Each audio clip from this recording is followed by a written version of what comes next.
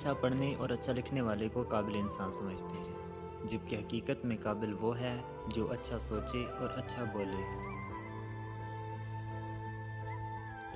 जिस तरह छोटे छोटे सुराख बंद कमरे में सूरज तलु होने का पता देते हैं, उस तरह छोटी छोटी बातें इंसान का किरदार नुमायां करती हैं।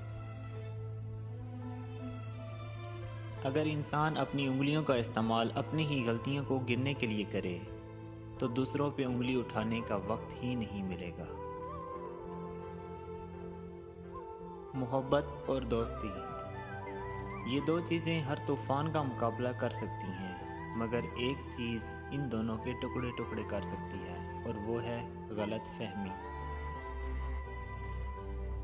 कदर तो वो होती है जो किसी की मौजूदगी में हो, जो किसी के बाद हो उसे पछतावा कहते हैं।